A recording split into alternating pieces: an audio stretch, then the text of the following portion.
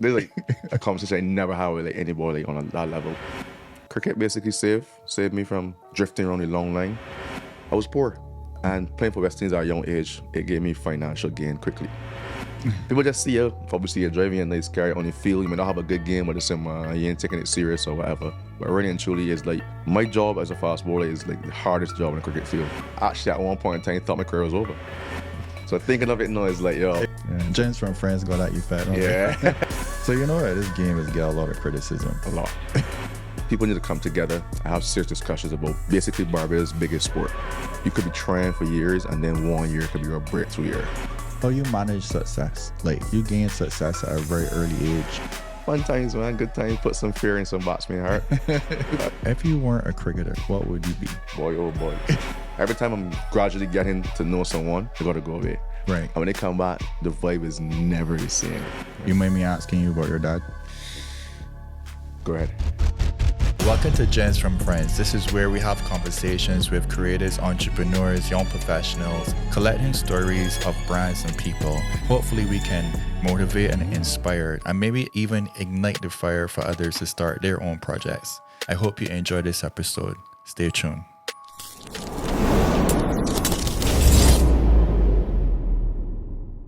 This podcast mainly focuses on managing success and challenges, nurturing skills and talent, and sharing stories that can give others more insight on how to merge personal life and professional work. So we won't be really getting into stats and details on matches, etc. All right, so Kemar, thanks for coming in, man. What I want you to do for my followers is to introduce yourself. Hi, I'm Kemar Roach, West Indies cricketer, fast bowler. Been playing for a while, like 15 years. So I've done pretty well for myself, so I'm proud of the achievement so far, man. 15 years. You tired yet? Boy, I'll tell you the truth, right? I getting close there. I think I committed a lot. I committed a lot to cricket and my life and stuff, and it's just about, setting myself up financially for my kids, my family, and just be able to live comfortable and, turn that new chapter in my life when the career's over. So looking forward to it, but I reckon that within 2-3 years, I'll definitely decide on where I want to be, if it's still on the field or off the field doing something else, man. Nice.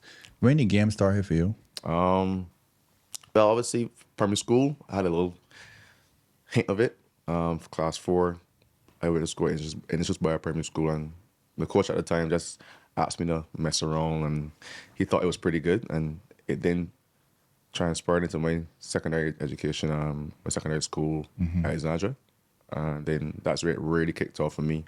The coaches there, well, Richard Straker he's from primary school, he's one of the coaches, but my secondary school coach, Peter Vaughan, he really harnessed my talents and really pushed me towards the cricketer I am today. But it really kicked off in like primary school, I would say, man. I was like really interested in cricket, and I found a love for it because my friends played it when I met them at school and stuff, and it just kicked off, as I said. Right. So you had any family members or anything that was into it that you were watching?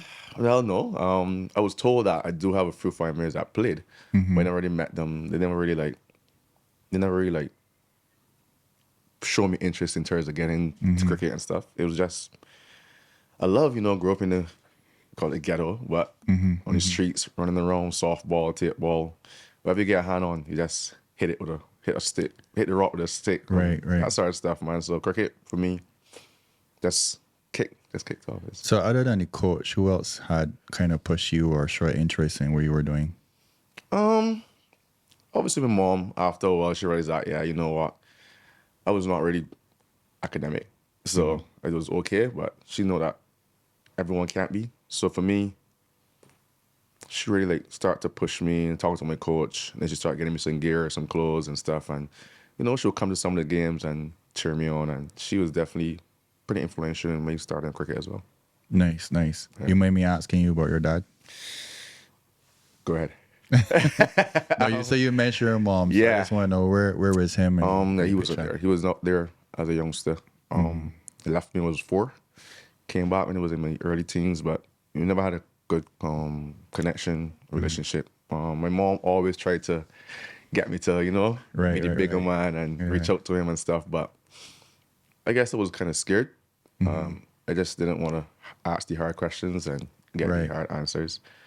And then passed away like 2 years ago from a heart attack. Well, my condolences. That's all right. That's all right. But it was kind of tough because I was actually thinking about reaching out to him now and having a connection with him and stuff. So after he passed, it was kind of hard for me, but it helped me to meet my family. Also, he had a family in the US as well, so I met some sisters that I have over there, and you know, it's been good to be in a relationship with them as well. They've been good. They've been supportive as well in my career. Right, right. There had any times when you were on the field or any achievements that you had that you wish you could have shared with him? Yeah. Obviously playing for West Indies was obviously want to tell people, you know, as like Yeah. a big achievement in your life, and Yeah. you know, he wasn't there. I don't think he was much into sports. My mom said so. Right. So to be able to, I just said, not be academic, but make a living from a sport and a talent that you have. I wanted him to be a part of that, and yeah, he wasn't there, so it was tough to like integrate that with him after so many years. Okay. You feel any regrets that you didn't reach out earlier, or you kind of come to peace with that at this point? Yeah, because I only dated my father, so I kind of regret not having a connection with him, Right. and I blame him in the sense because you need a father figure. As a youngster growing up, you need a father figure. Someone your mother can only show you the love that she knows, but a father Nurturing, figure yeah. knows a more manly figure. He shows you a lot more about life, and I didn't have that. And I think some of the mistakes I made in my earlier days was a part of that. It was with him not being there. So, but you know what? My life turned out to be pretty okay. So yeah, it's a little regret, but I'm cool, man. You're cool. I'm You're cool. Got it. So know that you say you weren't really into academics because you're doing sports. You ever had anyone that was looking down on you because it was sports and not academic? Obviously, yeah. Family members. The older generation always thinks that you need to have something to fall back on. Right. So, yeah, my mom obviously wanted me to be academic. She wanted me to go to school, learn, get to CSCs, get a degree or two. But everyone's life just can't be like that. Everyone can't be that's smart or whatever. So, for me, but science wasn't really important for me. It was all about using the talent you have. I want you to tell me exactly what was going through your mind when you first got picked for the West Indies. Like, take me back to that moment. Yeah, boy, like. So it happened like shortly after I left secondary school. So for me, it was a surprise because I was playing cricket for a club in St. James near Maple Cricket Club. That's like a Premier Division in Barbados cricket. And at the club, I just got a call at evening, like 4 o'clock, 5 o'clock. And they were like, you've been selected for West Indies like to tour and to like get experience. Not to play, but to be a part of the team to get experience and stuff. And cold bumps just came to you because like that's the highest level. Yeah. As a Barbados cricketer, that's the highest level, and to be able to get select at 19 years old, yeah, it's That's like big, bro. major. It's major. So I went on tour in New Zealand, and it was me and another guy from Guyana named Leon Johnson, and we were just there for experience, but we understood what it took to become a professional cricketer and like the work you need to put in to become really good at the sport. So it was a really good eye opener, but for me, it was at that time it was just nerve wracking, man. For being around big cricketers as well, that was there, so it was like nerve wracking. You had to make any adjustments personally? Yeah, lifestyle. Lifestyle. So I grew up in the ghetto, Saint. So I come from husbands in St. Lucie, that's like close to Checker Hall, Broomfield. But then I frequented Cropfield a lot, and that's kind of a ghetto area. But I like the people there, because most of my friends from out there were cricketers as well. So I just spent a lot of time in Cropfield, and it's like it's a very ghetto place. You're completely. Yeah, but it's a beautiful place though. People out there are fantastic, but in the situation with poverty and obviously guys hanging out and just getting some bad influences and make mistakes. So I was a part of that. So cricket basically saved me from Wow. drifting around the long line, and I'm grateful, to be honest. My mom moved me to St. Lucie. I was young though, but I was still frequent that area. But she moved me from another part of St. Lucie in like Cove Bay, near Cove Bay side, Pike Corner. It's called Lowlands. And yeah, that's where like I got more focus and I spent more time with her, and I was not too close to the influences and everything. But those friendships were really good, man, back in this day. I still have friendships with them now, but some of them are incarcerated, they're in jail and stuff, but it is a stepping stone in life that you had to go through in terms of get further. And yeah, well, I cherish those times, but I understand now where my life needs to go and just try to drift from it a little bit. So yeah, Got you. So you would agree that environment plays like a major role environment in plays your a personal major- development.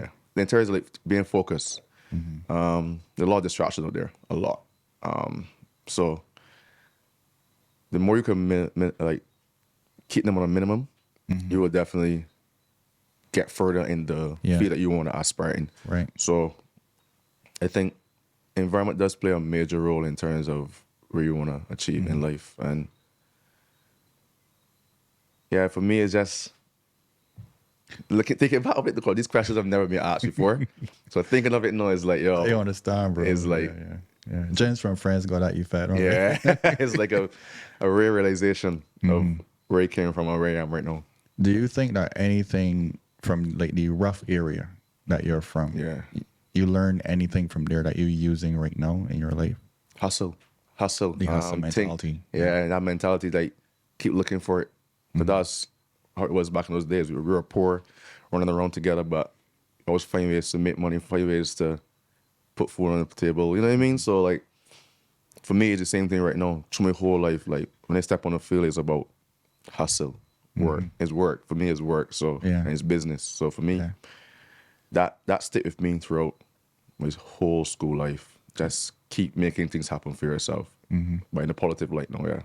I want to ask a question. I got a reason you something that I personally experienced, but I want to hear your opinion on it. Cool. So, we both from rough areas, right? Yeah. And you ever have like nightmares of them areas coming back or them times coming back?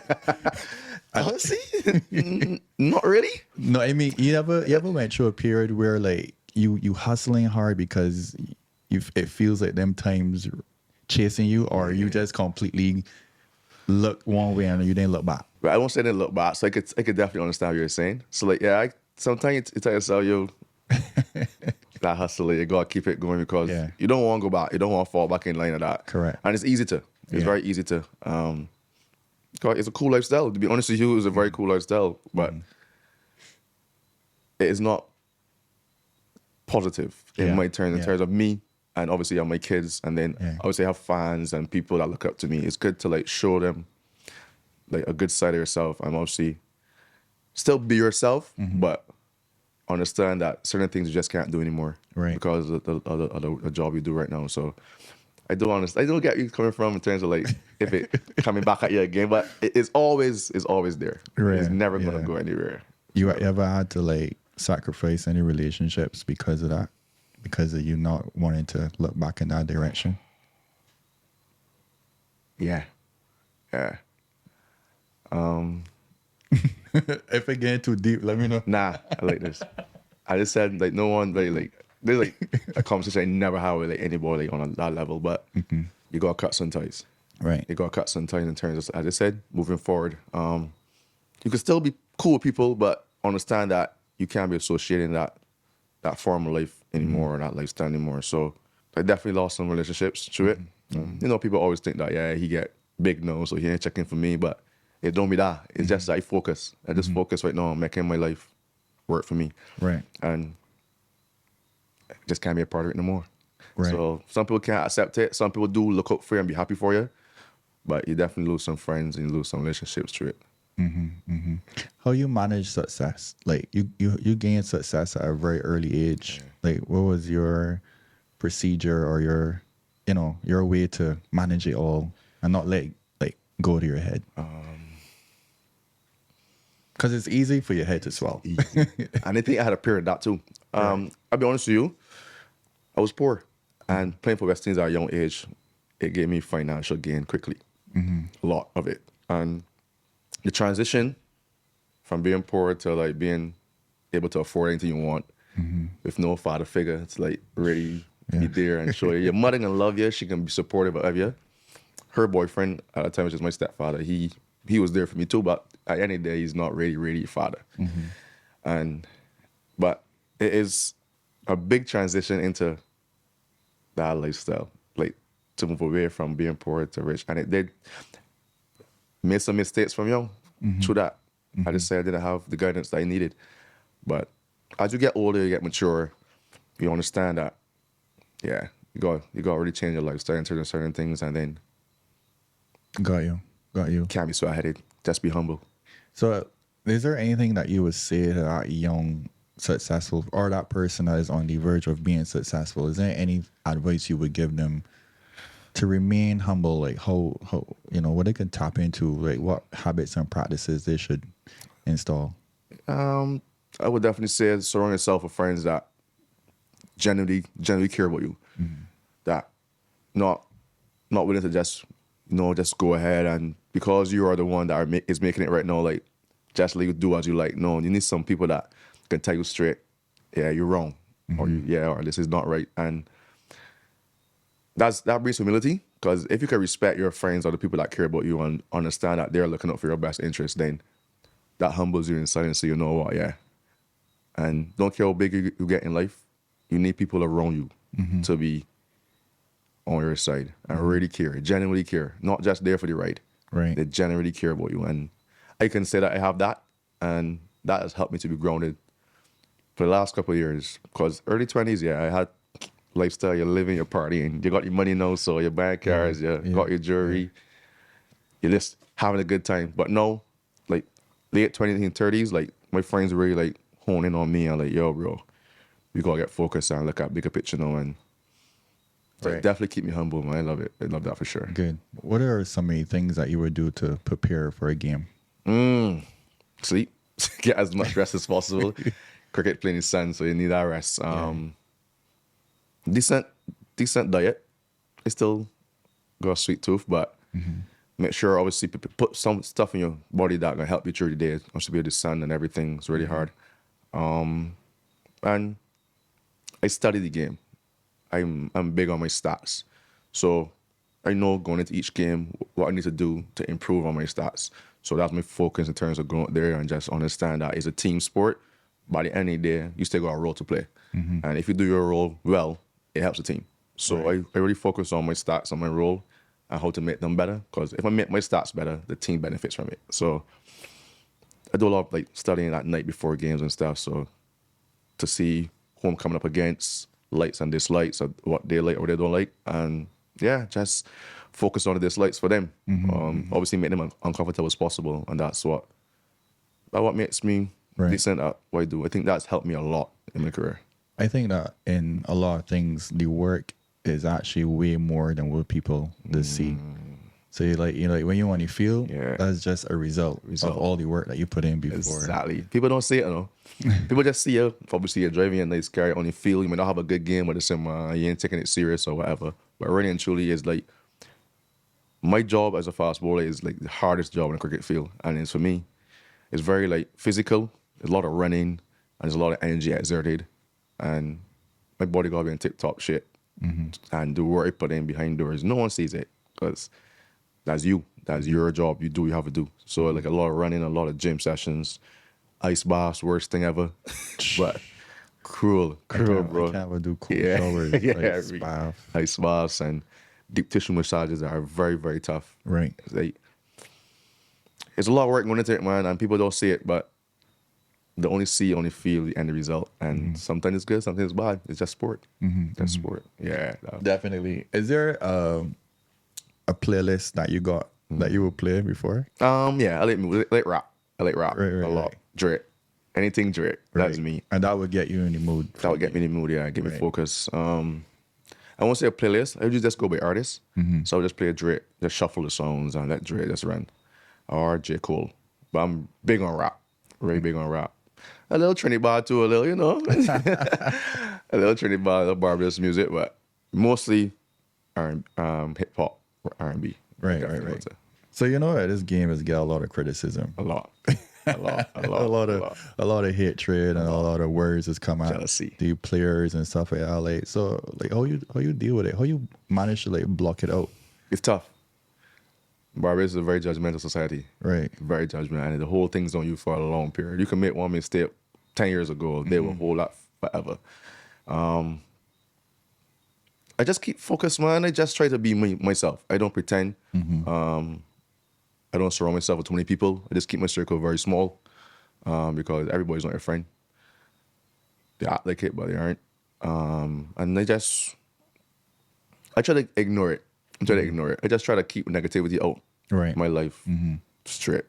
Do you ever listen to any of the criticism and say, you know what, that might be true, or let me use that and Yeah, I do. Yeah. If it's relevant, if I think that it makes sense, I will definitely take it on board. But everybody got their own perspective of it, and they can't please everybody. Right. So, but negativity is I just don't accept, man. I just don't like it at all.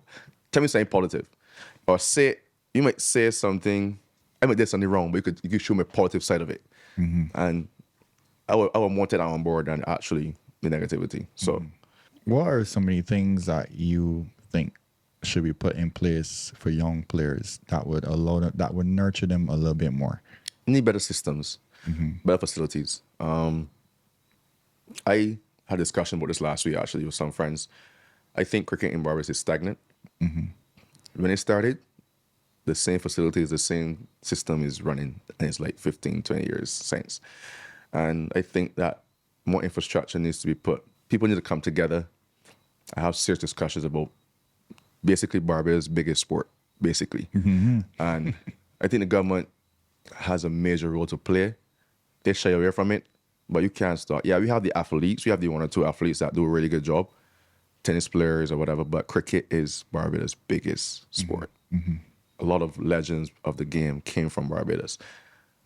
And I just think that people that are in charge, people that BC, people at the government need to come together and really invest in cricket, man. Invest in it. I think that's the way forward. All the other countries are doing it, and that's why we're left behind because we don't think it's necessary. But everyone else thinks it is. So the Australians, the Indians, they've put a lot of money in cricket, and now they're reaping the rewards now. Right. So I think it's time for people that are in charge to like get serious about it and invest, man. They got too many companies and stuff in Barbados that sometimes they still don't have a sponsor. Some teams don't have a sponsor sometimes, and that's not fair. Right. So I think more money needs to put in, obviously, and the younger people need to obviously like it again, because I think the love for it is going. I really think so. Because West Indies doesn't do well, and everybody have that say about it, but I think more money needs to put in it. Do you think that it could be the lack of heroes or like people to look up to? Like in your day, like you had that. I had people looking up to, like Corey Cullimore played a major role in my development as a cricketer. Obviously, we went to the same school, and then he played for West Indies as well. And he's older than me, but the way he carried himself, the way he moved, the way he worked out, the way he put effort and love into the game, I was like, yeah, I want to be like that person. And he's a very humble person to this day. But there are other people know that. So it's like different inspirations. So he was the work ethic side of it. But there's guys like Fidel Edwards who was also a very close friend to me. He was also a part of me coming out as a cricketer. But he was flashy. Right. He was flashy. So he had the clothes, the jewelry, the cars and stuff. And it was like, I want to be like that too. So it's like, it's a bit of both. And I think, it was So you good just to took look up. things from different people and pull it all together. I was like, if I want to have the cars and the clothes and the lifestyle that he's living, I want to put real effort into cricket, make that money, and then I can have that lifestyle as well. So it's a bit of both. That was like an inspiration for me. And I think that definitely fueled my work ethic and my lifestyle going forward. Yeah. I would also think it's important because the flashiness is easy to expose. I suppose, yeah. But the hard work doesn't, Yeah, everybody want the flash, but they don't want to put the hard work in. And a lot of people don't get to see it. Don't get to see it. Because obviously they can see the flashiness. It's easy to display on the gram or whatever. Yeah.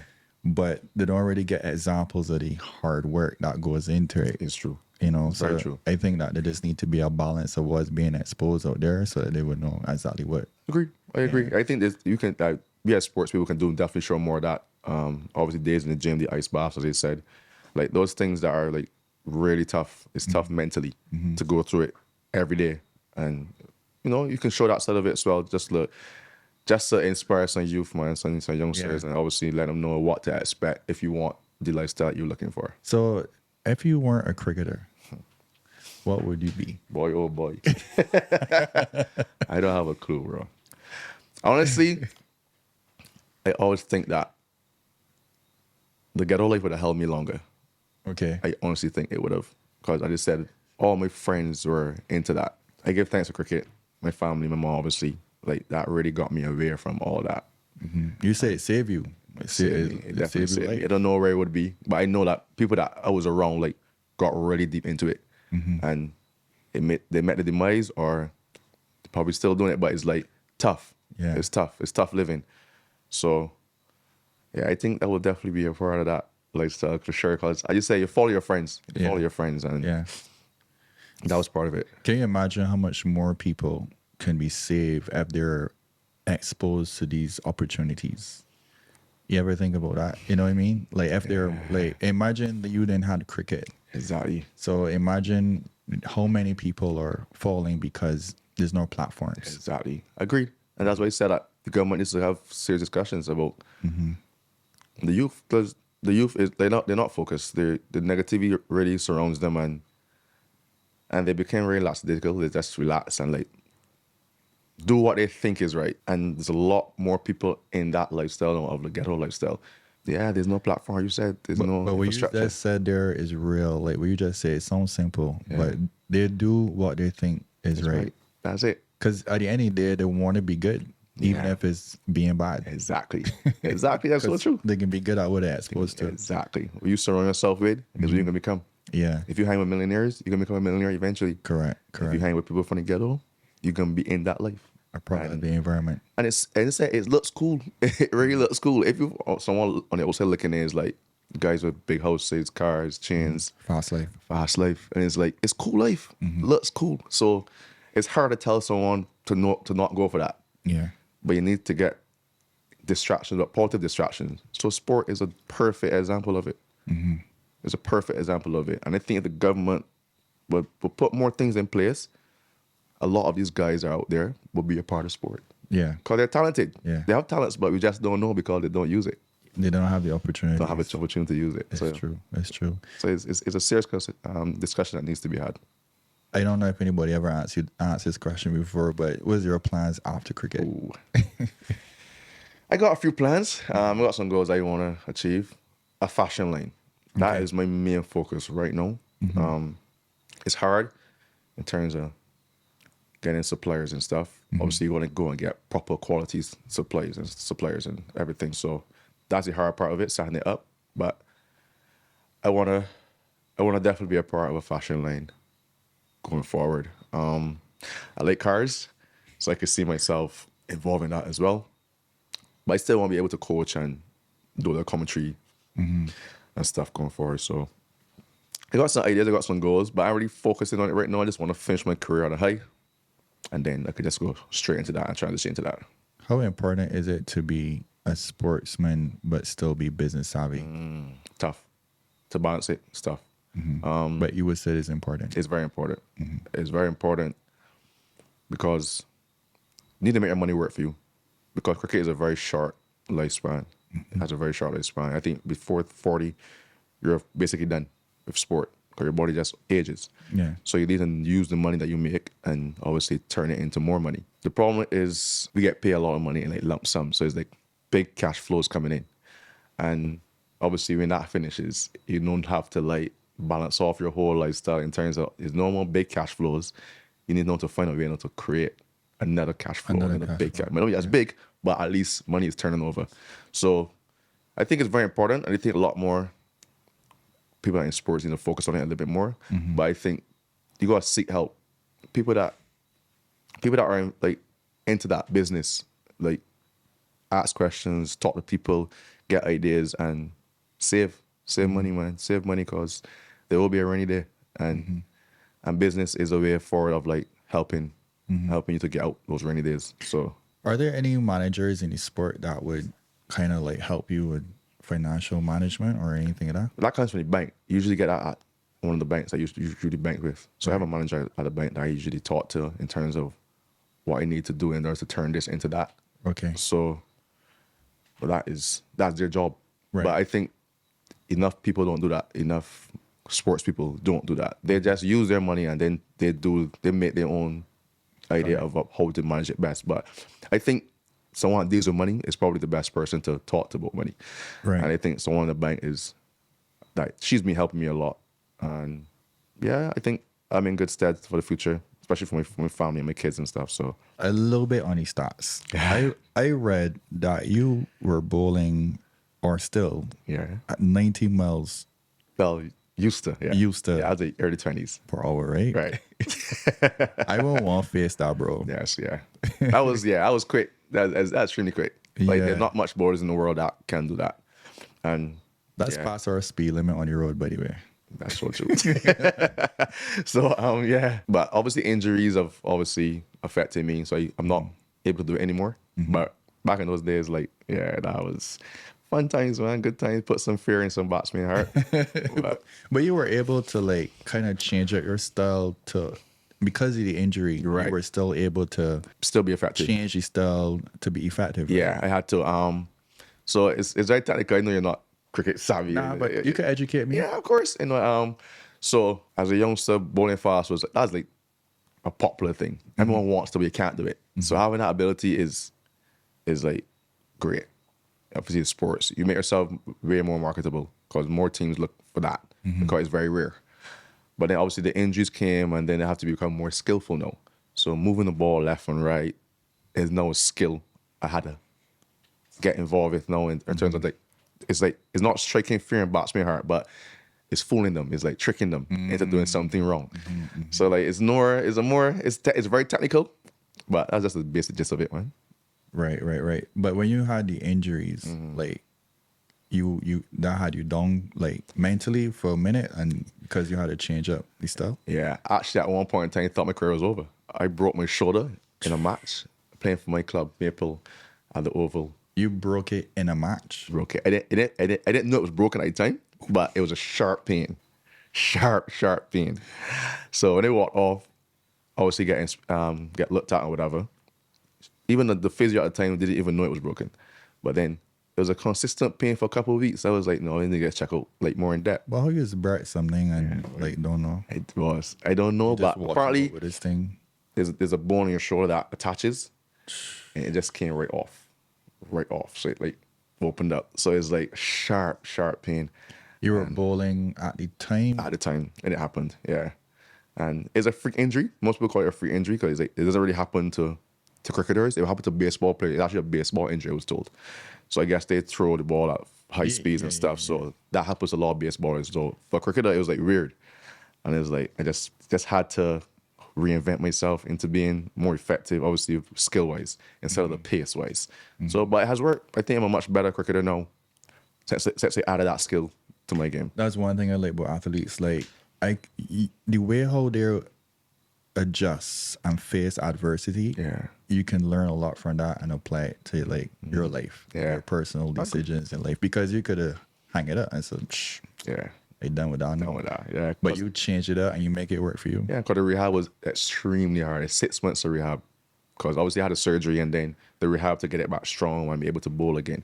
I remember bowling my first ball, the ball just like rolled, like it didn't get to the stump properly. And I tried. I was like, yo, this is it. But the physio at the time was like, don't worry, it can come back. It can come back. And gradually it did. It did after a couple of weeks. And yeah, I'm not 100%, but I'm still effective enough. One of the things I want you to educate me on, what is a beamer? As a full pitch ball, like it's basically how baseball throw the ball, like to the mitt. It's similar to that. Right. So it's deemed dangerous because it can hurt someone. Okay. So it's called a no ball. They call it a no ball after that. Because no ball is like it's not allowed. I also read that you got fined for some beamers that you let go. They slipped out. I think. I think they slipped out. For the record, yeah, slipped out. But Yeah, I got fined. I think 10%. 10%, Yeah, 10% of my match fee for that. Yeah, because it's deemed as a very dangerous ball. Okay. Well, any ball coming from you seems dangerous right Yeah. now. Like, what's next for you? Like, other than like the clothing lane and all that stuff, like, were you touring next? What's your next? Well, my next tour is Australia. Mm-hmm. Looking forward to that. I think we went there 2 years ago, but this is possibly my last time going to Australia because like it's so many other teams that you have to play, and it takes years in order to tour another team, and tour the same team like close by. So Got it. for me, Australia is probably the best team in the world right now. They just won the World Cup. That is like the ultimate challenge in a cricketer's life, like playing the best teams and Right. performing against the best teams. So I'm really like gearing myself up heavily for that. Gym sessions every day. Okay. It's actually started in January, but I know the work I put in now will help me when that comes. So I'm really looking forward to that. And I'm still a part of a club in England, Yeah, I Surrey saw Cricket that. Club. Yeah. Yeah. So we've just won back-to-back titles. Congrats. Yeah, thanks, man. And I love being a part of that club. It's a really good club. Like they really embrace me and look out for me and do everything like they can to make me comfortable. And they want to give them 100% each time, man. So it's West Indies right now, and then on my off season, I just go to Surrey and play for them as well. So looking forward to that next year as well. I was in April. Okay. Is it challenging to be traveling all the time? Yeah. Tough. Living with suitcase is hard. Even when I come home, I still live from a suitcase. Like it's just Double boy to unpack. yeah, you know what science, you know what science, right? Because it's always a flight coming around the corner. Something you take personal flights too, obviously vacation and stuff too. So I've been living with a suitcase now for years. Like I have my closet and stuff. I don't go about there sometimes. It's just whatever in there, just keep using it over, wash it, use it over. Right. Because it's so accustomed like in hotels and suitcases and customs and immigration. It's very taxing, but I see the world for free, man. And that's definitely another plus towards that. How would personal life, you think that impacts the personal life, or you don't really, you focus on just the game right now? Yeah, game is definitely biggest focus, but it definitely impacts personal life. Relationship wise, it's hard.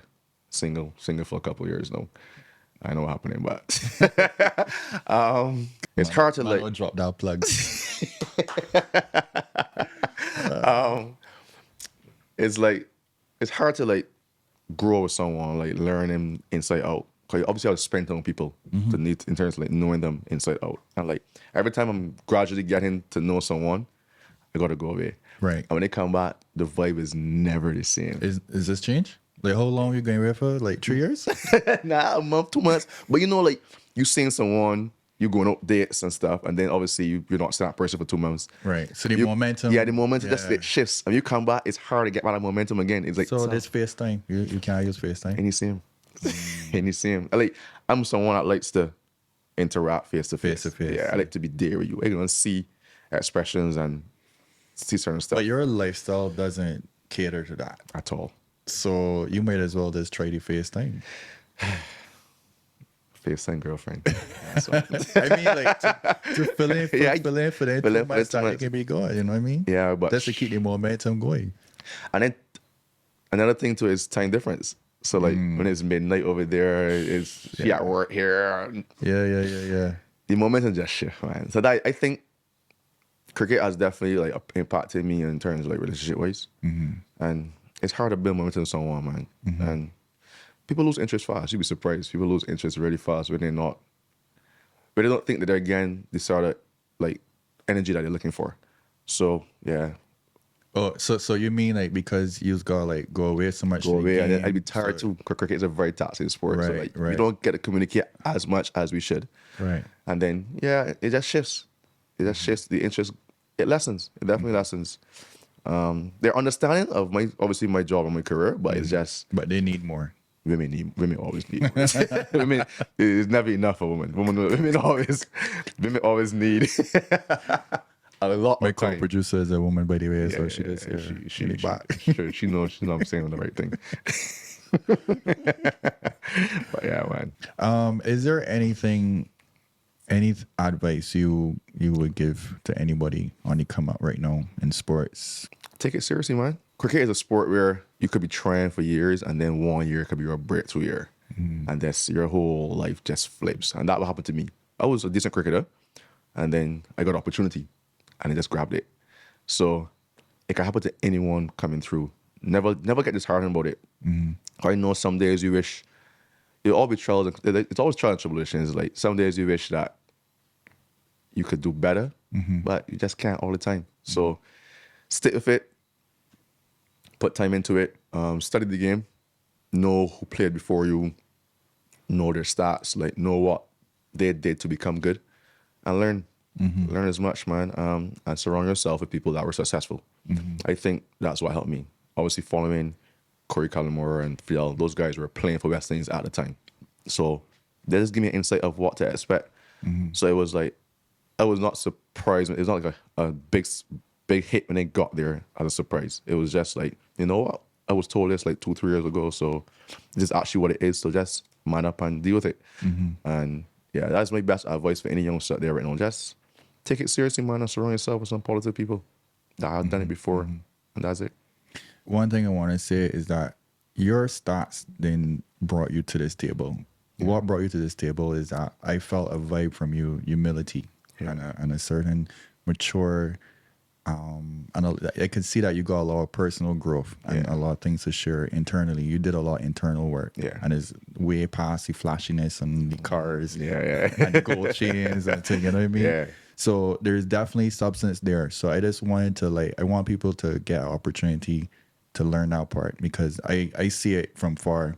And everybody that I spoke to and I tell them that I have in Kemar Roach on your podcast was like, that's a good fellow, boy. It wasn't like, yo, he's a top player. Yeah, that is already known. But the biggest thing that stand out to them was your heart, the person that you are. So I am thinking, what is it? You said you grew up with a single mom. Yeah. And you grew up in a rough area. Yeah.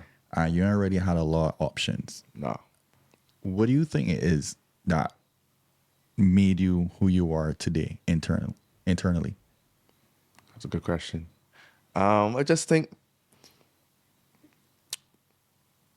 who was there for me, man. I think the people that were there for me were definitely made me who I am today. I've always been taught to treat the janitor the same way you treat the CEO. I was always taught that. Like, have respect for everybody. Because you never know where people are going to be in life. The janitor could be a janitor this year, but then 5 years from now, that might be the CEO.